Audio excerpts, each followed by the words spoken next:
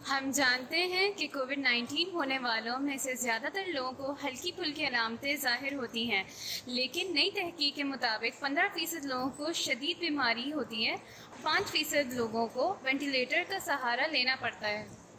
اور ہمارے اگلے مہمان انہی لوگوں میں سے ہیں۔ وہ 36 سال کے ہیں، وہ آج رات ہمارے ساتھ ہیں۔ Hello Juliana. ہائے، آپ کیسی ہیں؟ میں بہت خوش ہوئی ہوں آپ کو دیکھ کر۔ میرا اندازہ تھا کہ آپ ہاسپٹل میں ہی ہوں گے، لیکن آپ تو گھر آ گئے ہیں۔ کیسا لگ رہا ہے بہتر ہو کر؟ بہت اچھا لگ رہا ہے۔ ہاسپٹل میں اتنے لمبے عرصے تک اکیلے رہنا، کوئی ملنے بھی نہیں آ سکتا تھا، سچ میں بہت مشکل بات ہے یہ۔ لیکن اب میں خوش ہوں اپنے گھر پہ، گھر کا کھانا کھا کے، زندگی میں واپس آ کے۔ یہ سب بہت مدد کرتا ہے میری صحت کی بہتری میں۔ یہ سن کے اچھا لگا۔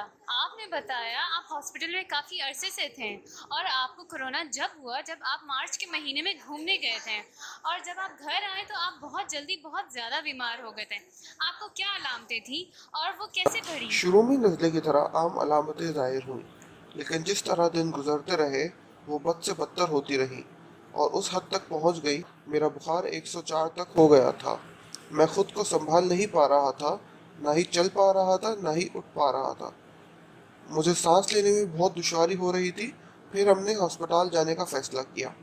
ہسپتال والوں نے اگلے ہی دن نمونیا اور کووڈ پازیٹیو ہونے کے باوجود مجھے چھٹی دے دی۔ لیکن جب میں گھر پہنچا تو میری بیوی نے مجھے دیکھ کے کہا کہ میں بہت بیمار لگ رہا ہوں۔ لیکن پھر اگلے ہی دن صبح مجھے سانس لینے میں بہت تکلیف ہونے لگی۔ پھر ہم واپس سے ہاسپٹل گئے۔ انہوں نے 2 دن کے لیے مجھے ICU میں رکھا، پھر 6 دن وینٹیلیٹر پر رکھا۔ اس میں میرے پھیپھڑوں میں خون جم گیا، تو مجھے واپس سے 4 دن ICU پہ ہی رہنا پڑا، اور پھر اس کے بعد 4 دن کے لیے مجھے کمرے میں شفٹ کیا گیا۔ ہائے، کیا کہانی ہے! آپ یہ بتائیں کیسا لگتا ہے کہ جب آپ ہاسپٹل میں ہوتے ہیں اور آپ سے ڈاکٹر کہے کہ آپ کو وینٹیلیٹر پہ ڈالا جا رہا ہے؟ سچ بتاؤں تو یہ اتنا مشکل نہیں تھا، کیونکہ میں بہت زیادہ بیمار تھا، بہت زیادہ تکلیف میں تھا۔ تو اس وقت میری ان سے صرف یہی گزارش تھی کہ پلیز میری کوئی مدد کرو، جو چاہے کرو۔ اور آپ کو سچ بتاؤں تو جس وقت مجھے بے ہوش کیا جا رہا تھا تو میں اس سے پہلے یہی سوچ رہا تھا کہ چلو شکر خدا کا کہ اب مجھے بخار اور درد محسوس نہیں کرنا پڑے گا۔ میں جانتا تھا کہ میں مر سکتا ہوں، لیکن اس وقت کوئی اور حل نہیں تھا، تو میں نے ڈاکٹر سے کہہ دیا کہ آپ جو بہتر سمجھیں وہ کریں۔ آپ نے کہا میں مر سکتا تھا۔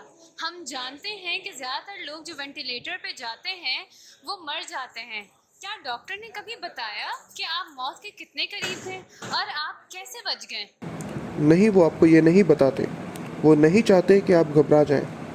وہ آپ کو بتاتے ہیں کہ آپ کے ساتھ کیا ہو رہا ہے اور وہ کیا کرنے والے ہیں، لیکن وہ آپ کو اعتماد بھی دلاتے ہیں کہ آپ صحیح لوگوں کے ہاتھ میں ہیں اور وہ پوری کوشش کر رہے ہیں آپ کو بہتر کرنے کے لیے۔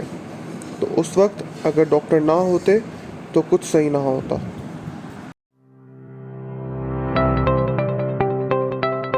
ڈاکٹر صاحب، مجھے یہ بتائیے گا، یہ ویکسین کیا ہے؟ دیکھیں، میں آپ کو بتاتا ہوں۔ ویکسین ایک خاص قسم کی دوا ہے جو کسی شخص کے جسم کو بیماری سے لڑنے کے لیے تیار کرتی ہے۔ ہر ٹیکے یعنی کہ ویکسین میں مردہ یا کمزور جراثیم یا اس کا ایک حصہ ہوتا ہے۔ جب اس ویکسین کو جسم میں داخل کیا جاتا ہے تو یہ کمزور یا مردہ جراثیم مدافعتی مواد یعنی کہ اینٹی باڈیز یا سفید خون کے خلیے تیار کرتے ہیں، جو اس وقت ہماری حفاظت کرتے ہیں جب اصل جراثیم ہمارے جسم میں داخل ہو کر ہمیں متاثر کرنے کی کوشش کرتا ہے۔